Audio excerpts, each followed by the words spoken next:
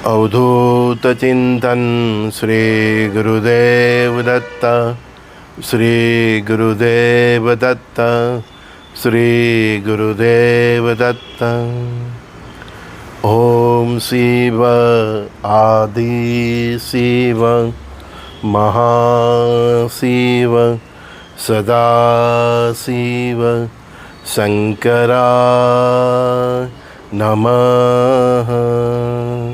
ओम शिव आदि शिव महाशिव सदाशिव शंकराय नमः। ओम शिव आदि शिव महाशिव सदाशिव शंकराय नमः। अवधूत चिंतन श्री गुरुदेव दत्त। श्री गुरुदेव दत्त। श्री गुरुदेव दत्त। आज शादीशुदा लोगों की बात करें। कई लोग मुझे मिलने आते हैं।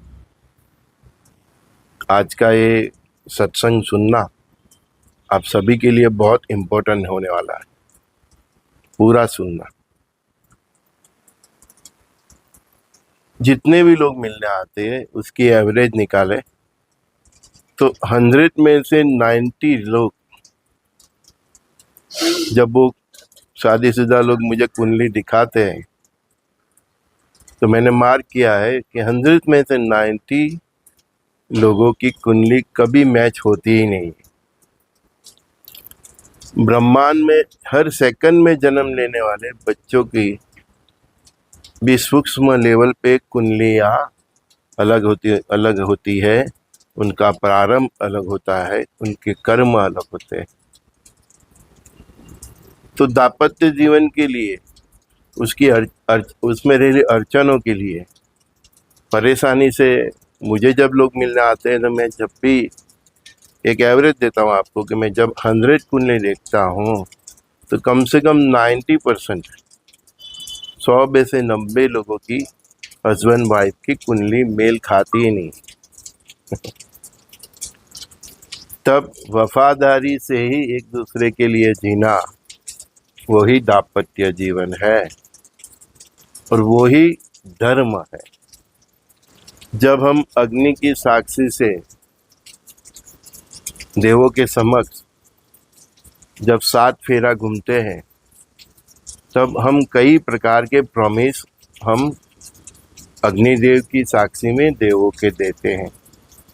वो प्रॉमिस में एक प्रॉमिस ये भी होता है कि चाहे कितनी भी खराब से खराब परिस्थिति आ जाए, मैं अपने पति का, मैं अपनी पत्नी का साथ छोड़ूंगा नहीं।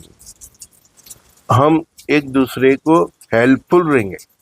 मतलब उसमें जो कमियां है वो मैं पूरी करने की कोशिश करूंगी और उसमें जो कमियां है उसको मैं पूरा करने की कोशिश करूंगी। शादी का मतलब ही ऐसा है। जो आपकी पत्नी में नहीं वो आपको पूरा करना है, जो आपके पति में नहीं वो आपको पूरा करना है। No one is complete here. कोई संपूर्ण है ही नहीं, है ना। तो एक दूसरे का इसी तरह ख्याल रखना वही तो शादी है। अभी भैया इसमें कुंडली क्या करेगी, है? मैंने बोला नहीं, 100 में से 90 लोगों की कुंडली मेल ही नहीं खाती। है?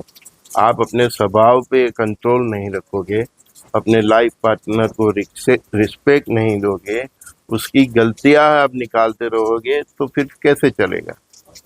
क्योंकि शादी तो आप दोनों ने अग्नि की साक्षी में जो की थी तो यही प्रतिज्ञा लेके की थी कि हम एक दूसरे के पूरक होंगे, एक दूसरे के हेल्पफुल होंगे, एक दूसरे का ख्याल रखेंगे, ठीक है ना। तो ख्याल रखने की जगह हम क्या करते हैं, एक दूसरे की गलतियां निकालने चलते। हाँ, तुम ऐसे हो, तुम ऐसी हो, तू ऐसी है, तू वैसी है? तेरा मायका ऐसा है, तेरी माँ ऐसी है। हाँ, अरे भैया, जो कमियां है उसको पूरी करने के लिए तो आप दोनों ने शादी की है, और आप वही कर रहे हैं जिसके लिए आपने शादी की। आपने शादी क्यों की? हम्म? कि भाई मेरे में जो नहीं है मैं दूसरा किसी इंसान को अपनाऊंगा, अपना लाइफ पार्टनर बनाऊंगा, तो वो कमियां वो मेरी पूरी करेंगे। एज ए हस्बैंड मैं किसी स्त्री को अपनाऊंगा तो मेरे में जो कमी है वो स्त्री पूरी करेगी, और उसकी कमी मैं पूरी करूंगा। तो एक दूसरे की कमियां पूरी करने के लिए हम शादी करते हैं, और यही हम अग्नि के साक्षी में जो हमारे जो देव है उनको हम प्रॉमिस भी देते हैं, लेकिन हम वो प्रॉमिस भी भूल जाते हैं। एक गलतियां लोग और करते हैं जो बहुत बुरी है। हम कुंडली दिखा के शादी का मुहूर्त शास्त्री जी से लेते हैं, ठीक है ना? तो शास्त्री जी आपके ग्रहों के रिगार्डिंग उसका स्टडी करके एक अच्छा मुहूर्त निकालता है, तो जो जिस मुहूर्त में ग्रहों की शांति और ये जो शादी का जो प्रोसेस है वो किया जाए। और समझो कि 7:15 का मुहूर्त है, हम लोग पहुंचते ही 11 बजे। तो पंडित ने जो मुहूर्त दिया, उसने जो सोचा था आपके लिए, वो तो वहां का वहां खड़ा हो गया। तो मुहूर्त में शादी करने से भी बहुत फर्क पड़ता है। किसी विद्वान शास्त्री को बताना चाहिए हस्बैंड वाइफ की कुंडली, मतलब दोनों बच्चों की कुंडली, और उसके रिगार्डिंग क्या ग्रह शांति करवाना है, क्या करवाना है, उसके लिए कौन सा मुहूर्त ठीक रहेगा, तो वो भी देखना चाहिए। लेकिन फिर भी हम जब शादी के मंडप में एक दूसरे का हाथ थामते हैं, और उसी समय जो अग्नि में हवन करके हम जो परमात्मा को प्रॉमिस देते हैं, तो वो तो यही देते हैं कि चाहे कुछ भी हो जाए, मैं अपनी वाइफ का, मैं मेरे पति का साथ छोड़ूंगी नहीं, और उसकी दिक्कतों में मैं खड़ी रहूंगी, और पति बोलता है उसकी दिक्कत में मैं खड़ा रहूंगा। ये प्रॉमिस हम परमात्मा को देते हैं, क्योंकि परमात्मा भी जानते हैं कि मैं पृथ्वी पर 100 लड़का लड़की भेजूंगा, तो उसमें से 90 की तो कुंडली मैच होने ही नहीं वाली। क्यों? क्योंकि परमात्मा हमको संसार में शादी करने के लिए तो भेजते ही नहीं। शादी के बंधन में आपको लपट के संसार में इतनी बिस्किट खाओगे, उसमें से आप सार ग्रहण करोगे, तभी तो आप धर्म के मार्ग पे चलोगे। हाँ, संसार असार है, ये अनुभूति आप करोगे तभी तो आप भगवत के मार्ग पे चलोगे, परमात्मा के मार्ग पे तभी तो चलोगे ना भैया। हाँ, तो हम अग्नि के साक्षी में एक दूसरे के पूरक बनने की शपथ लेते हैं। हाँ? एक दूसरे को मदद करने की, एक दूसरे की जरूरियात पूरी करने की हम शपथ लेते हैं, तन की, मन से, धन से, सभी प्रकार की, है ना? तो इसके जगह हम क्या करते हैं, एक दूसरे में कमियां निकालते हैं। तो कई लोग तो बोल जाते हैं कि अब ये सुधरने वाली नहीं है, तो दूसरी धुन लेते हैं। वो भी देख लेता है कि ये सुधरेगा नहीं, तो वो भी दूसरा धुन लेता है। नहीं, आप भूल जाते हैं कि आपने अग्नि के साक्षी में क्या प्रतिज्ञा ली। ऑप्शन ढूंढने का नहीं कहा है आपने। ऑप्शन ढूंढने का होता तो आपको परमात्मा शादी की परमिशन ही क्यों देते। हाँ हाँ, हस्बैंड अगर कोई गर्लफ्रेंड ढूंढता है, बीवी अगर कोई बॉयफ्रेंड ढूंढता है, तो वो क्या हुआ, ऑप्शन ढूंढना हुआ। ऑप्शन ढूंढना ही था तो परमात्मा ही आप दोनों की शादी ही क्यों करवाते।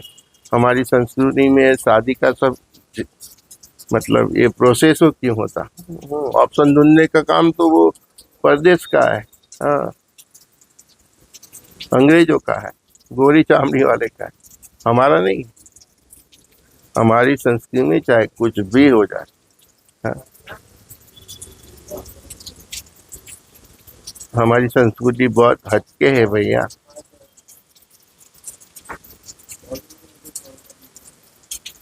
तो अग्नि की साक्षी में आपने देवों को जो वचन दिया, देवियों को जो वचन दिया, वो आप ही तोड़ते हैं। एक दूसरे को गाली देते हैं, एक दूसरे को नीचा दिखाने की कोशिश करते हैं, तू ऐसी है, तू वैसी है। ऊपर इससे ऊपर उठकर कोई बॉयफ्रेंड ढूंढ लेता है, तो कोई गर्लफ्रेंड ढूंढ लेता है। तो आपने तो देवों का ही अपमान कर दिया। हाँ, जो वचन दिया वो तोड़ दिया। वो हमारी संस्कृति में तो क्या है, प्राण जाए वचन ना जाए।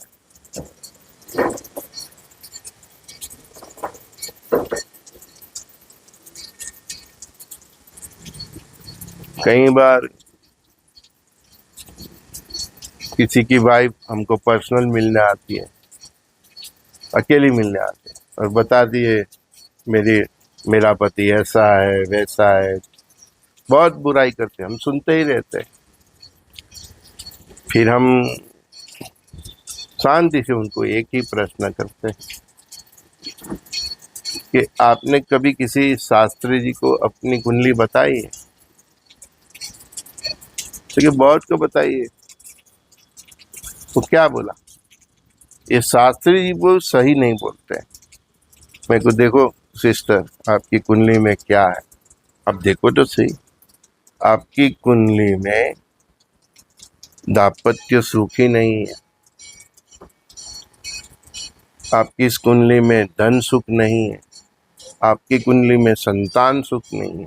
अभी ये बात आप दोनों के लिए पकड़ के चलना। मैं भले उस औरत की बात कर रहा हूँ, लेकिन आप पुरुष के लिए भी ये बात पकड़ के चलना। जब उसमें लिखा ही नहीं है तो शादी के बाद कहाँ से मिलेगा? दाम्पत्य सुख का भी मतलब ऐसा नहीं है, मतलब कोई लड़की है उसकी कुंडली में लिखा है कि दाम्पत्य सुख नहीं है, तो मैं यही बता रहा हूँ अपने पेरेंट्स को कि अपने बच्चों की कुंडली किसी अच्छे हमारे जैसे ज्ञानी को बताए कि मेरी बेटी का शादी के बाद जीवन कैसा रहेगा। मेरे पास आते हैं मैं तो सीधा ही बोल देता हूँ, देखो भैया तेरी बेटी के नसीब में शादी का सुख नहीं है। इसका मतलब ये नहीं है कि शादी मत करो, शादी का सुख नहीं है मतलब पति शादी करने के बाद पति का स्वास्थ्य नरम गरम रहेगा, पति की आमदनी 10-20 रहेगी। शादी का जो एक फल होता है संतान, वो संतानों का सुख नहीं होगा, है ना, मन मताव रहेगा। तो बहुत से कारण है। तो जब भी कोई लड़की के पेरेंट्स मुझे मिलने आते हैं तो मैं तो उनको पहले, और ऐसा मेरे को दिखता है, मैं तुरंत यही सलाह देता हूँ कि आप अपनी बेटी को अच्छी तरह पढ़ाई लिखाई करा के, ठीक है, अपने पैरों पे खड़ी हो जाए, उसके बाद ही शादी करना। तो दाम्पत्य सुख नहीं है तो कोई ना कोई अड़चन तो आएगी, लेकिन वो लड़की अपने पैरों पे खड़ी होगी तो उसको दिक्कत नहीं आएगी। इसी तरह किसी का बच्चा आता है तो हमको उसको भी यही सलाह देते हैं, ठीक है ना, कि भाई अपने उसके रिगार्डिंग ही सलाह देते हैं बच्चों को भी। हाँ, कि भैया देखो तेरे नसीब में नहीं है, ठीक है ना। दाम्पत्य सुख मतलब नसीब में नहीं है, मतलब दाम्पत्य सुख डिस्टर्ब है, ठीक है।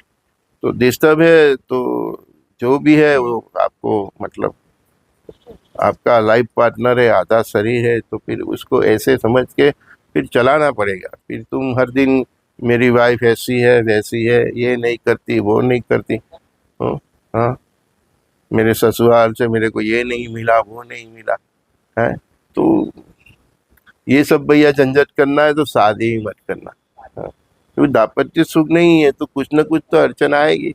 आपकी वाइफ की हेल्थ भी नरम गरम रह सकती है। हाँ, कई जगह पर आप जो चाहते हैं ऐसा वो नहीं करेगी, क्योंकि आपके नसीब में ही नहीं है ना। मेरे पास तो आते हैं वो बोलते कुंडली इतना गुणांक मिलता है? वो आजकल तो वो सॉफ्टवेयर पे ही गुणांक निकाल देते हैं। गुणांक का मतलब क्या है? जो मेरा नेचर है वो सामने वाले का है। मेरे पास 4 तलवार है, तो उसके पास पे 4 तलवार है। जिसका जितना गुणांक मिलता है ना, उन दोनों के बीच लड़ाई होती है ना, उसका कभी समाधान ही नहीं होता, क्योंकि दोनों तस से मस नहीं होते हैं ना। कई बार तो हमने कम गुणांक वाले लोगों का दाम्पत्य जीवन अच्छी तरह से, मतलब दाम्पत्य जीवन कैसे जीना वो सीखना जरूरी।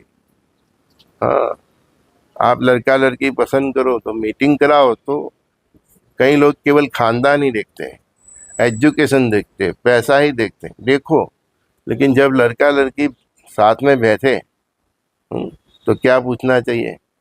एक दूसरे का खाने पीने का, रहने का, हर घूमने का कैसा है, उसके साथ एक दूसरे का मैच होता है। आपका एजुकेशन जो एक दूसरे का है उससे आप सेटिस्फाइड है, एक दूसरे को आप पसंद करते हो, जो लुक की बात करते हो, जो आपके थॉट्स कितनी जगह पर मैच होते हैं, कितनी जगह पर नहीं होते हैं। तो ऐसी बहुत सी सारी चीज देखो और उसमें ज़्यादातर आपको लगे कि पॉजिटिव आ रहा है तो फिर शादी कीजिए।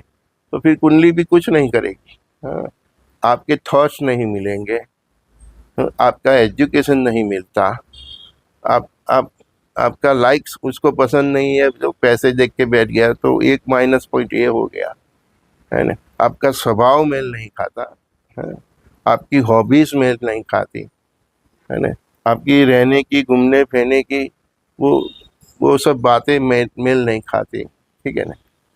तो फिर कैसे चलेगा? तो फिर कैसे चलेगा? उसमें कुंडली क्या करेगी? ये सब चीजें मिल गई तो कुंडली मिल ही गई। हाँ, मैं तो 5-7 फैक्टर ही दे देता हूँ, लिख के ही देता हूँ कि कोई लड़का आता है, वो बोलता है मैं लड़की देखने जाता हूँ, तो मैं उसको यही बात सिखाता हूँ। फिर तू कुंडली के झंझट में पड़ी मत। लड़की तेरे को पसंद है, लड़की का एजुकेशन तुझे पसंद है, लड़की का, फिर अभी खानदान की बात छोड़ो, खानदान से तेरे को क्या करना है?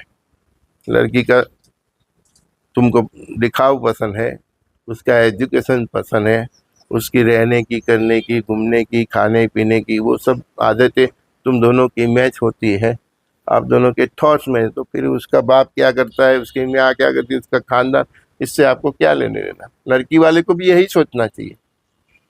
शादी हम लड़के के साथ कर रहे हैं, शादी हम लड़की के साथ कर रहे हैं। वो दोनों जो बस होते हैं ना, कार होती है, उसके 2 पहिए हैं, तो वो दोनों को चलना है।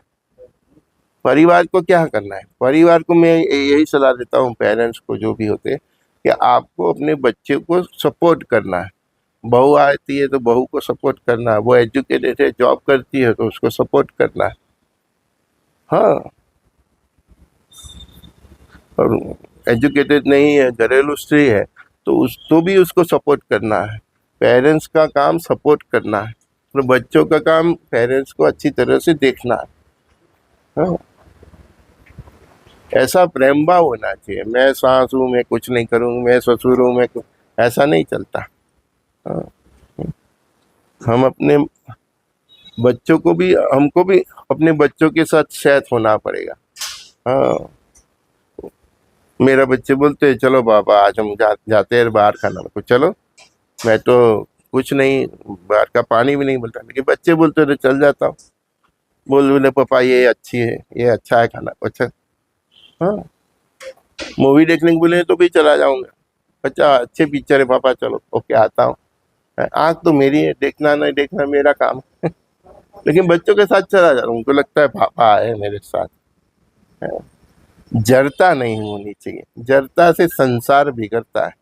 मैं ऐसा हूँ, मेरे नियम ऐसे है, नहीं नहीं।